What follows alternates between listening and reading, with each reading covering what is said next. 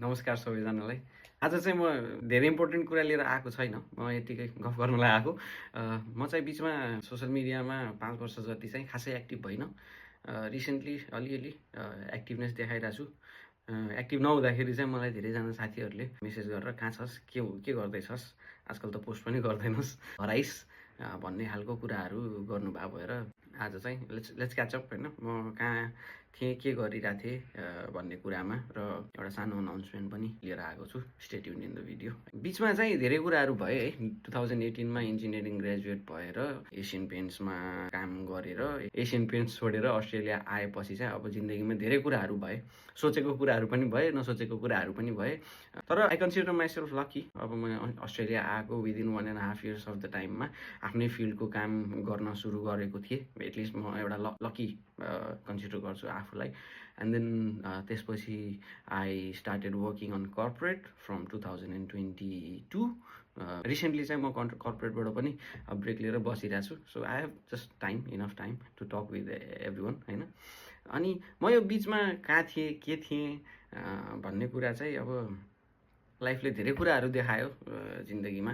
बिचमा अब आफूलाई चाहिँ यो दुनियाँमा कहाँ चाहिँ आफूलाई म देख्छु त भनेर सायद एक्सप्लोर गरिरहेको थिएँ कि जस्तो लाग्छ आज फर्केर हेर्दाखेरि आफूलाई कि के गरिरहेको थिएँ भन्ने कुरामा चाहिँ। अनि त्यही भएर अब यो 5 वर्षमा मैले धेरै कुराहरू अध्ययन गर्ने मौका पाएँ, अथवा भनौँ भयो होइन। जे पनि मैले गरेँ भनिरहेको छु त्यो सबै भयो। It was just automatic. अहिले वेन आई लुक ब्याक मलाई साँच्चीकै मैले केही एक्स्ट्रा त्यहाँ एफर्ट अथवा एक्स्ट्रा केही गरेँ जस्तै नै लाग्दैन वास्तवमा भन्नुपर्दा। सायद अब त्यो एउटा सानो ट्रान्जिसन पनि होला होइन। But yes, there is something that I wanted to share. त्यो भनेको चाहिँ अध्यात्म तिर चाहिँ अलिकति झुकाव दिएँ। अनि त्यही अध्यात्मप्रति झुकाव दिँदाखेरि चाहिँ मैले धेरै किताबहरू पढ्ने अवसर प्राप्त भयो। धेरै महात्माहरूको कुरा सुन्ने अवसर प्राप्त भयो। गुरुहरू हुनुहुन्छ अहिले जो सोसल मिडियामा, उहाँहरूको कुरा सुन्ने अवसर प्राप्त भयो। आफ्नो एउटा तरिकाले सबैजनाले कुराहरू राख्नुहुन्छ। त्यो सुनेर अनि किताब पढेर उहाँहरूले जे भन्नु, जुन किताबको बारेमा डिस्कसन गर्दै हुनुहुन्छ त्यो किताब पढेर एउटा पोइन्टमा पुग्यो। र यो पोइन्टमा पुग्दाखेरि मैले एउटा कन्सेप्ट भेटाएँ। एकदमै मलाई बेस्ट लाग्यो यो कन्सेप्ट चाहिँ होइन। अब मलाई थाहा छैन if you guys will enjoy this or not. Shrimad Bhagavad Gita पढ्ने भनेर जमर्को गरेँ। श्रीमद् भागवत पढ्दै गीता नै कति धेरै रहेछन् भन्ने कुरा मैले थाहा पाउँदाखेरि म अब जस्ट सक्ड होइन। गीता नै यति धेरै रहेछ कि त्यो like you would not have heard their names होइन। हाम्रो हिन्दू धर्म ग्रन्थहरू यति धेरै रहेछन् होइन। बट म चाहिँ अब एज अ फिलोसफीको हिसाबले चाहिँ त्यो किताबहरू एक्सप्लोर गरिरहेको थिएँ। And then I came across this गीताको लिस्ट होइन, जहाँ चाहिँ अब एउटा 2-4वटा नाम भन्नु पर्दाखेरि अब सबैभन्दा पहिला सबैभन्दा पपुलर श्रीमद् भागवत गीता होइन। त्यसपछि आउँछ तपाईँको अष्टावक्र गीता, त्यसपछि आउँछ शिव गीता, त्यसपछि आउँछ ऋभु गीता, त्यसपछि आउँछ पुत्र गीता होइन। यो 5वटा नाम। अब अरू पनि छ, आई जस्ट मलाई दिमागमा अझै राम्रोसँग याद छैन त्योमध्ये। अनि अब जर्नी स्टार्ट गर्दाखेरि एउटा कन्सेप्टमा म चाहिँ एकदमै स्ट्रिक्टली मलाई एकदमै तान्यो त्यो कन्सेप्टले होइन। त्यो कन्सेप्ट हो वेदान्तको कन्सेप्ट है। वेदान्तको कन्सेप्ट चाहिँ एकदमै स्ट्रङ लाग्यो मलाई कि लाइक ओके, योभन्दा बियोन्ड त केही हुनै सक्दैन होइन। अनि त्यसपछि लेट्स स्टडी यो फिलोसफीमा चाहिँ के रहेछ भनेर म अलिकति सानो अध्ययन गर्न सुरु गरेको थिएँ। त्यो सानो अध्ययन गर्न सुरु गर्दाखेरि चाहिँ एउटा कोसिस गरेँ। अनि त्यो कुरा त अत्यन्तै कठिन हुँदो रहेछ। बुझ्न एकदमै सजिलो तर मान्न एकदमै गाह्रो, त्यस्तो खालको कठिन है। यो तपाईँको सदैव आउने खालको अप्ठ्यारो होइन। यो फरक किसिमको हो। यो म कसरी ममा शब्द नै छैन। सो त्यही भएर मसँग एउटा किताब, म यो किताब देखाउँछु। यो अष्टावक्र गीता भन्ने यो किताब चाहिँ नन्दलाल दशोरा भन्ने लेखकले लेख्नु भएको हो होइन। यो चाहिँ हाम्रो इन्डिया रणधीर प्रकाशन रेलवे रोड हरिद्वार ले प्रकाशित गरेको किताब हो। यो एकदमै विशिष्ट किसिमको किताब छ भन्छु म चाहिँ है।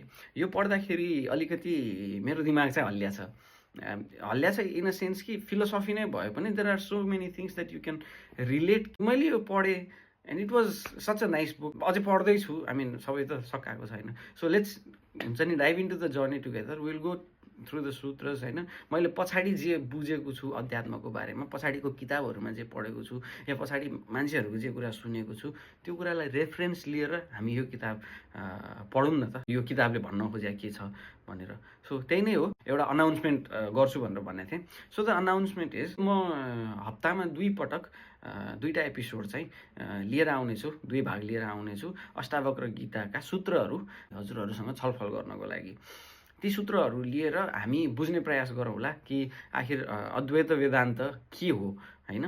यो किताब अलिकति डिफिकल्ट छ बुझ्नलाई, तर म सक्दो प्रयास गर्नेछु कि मैले जति पनि बुझेको छु अध्यात्मको बारेमा म सबै कुराहरू तपाईँहरूलाई मेरो मान्नुपर्छ भनेर भन्ने पक्षमा चाहिँ छैन। किनभने अध्यात्म भने त्यो सबैजनाको एक इन्डिभिजुअल हुन्छ, त्यो कसैलाई एउटा स्ट्यान्डर्ड म स्ट्यान्डर्डाइज बनाउँछु भनेर होइन। त्यही भएर म आफ्नो ओपिनियनहरू धेरै दिँदिनँ। म यो किताबमा के लेखा छ त्यो कुराहरू चाहिँ मजाले वर्णन गरेर तपाईँहरूसँग डिस्कस गर्न खोज्नेछु।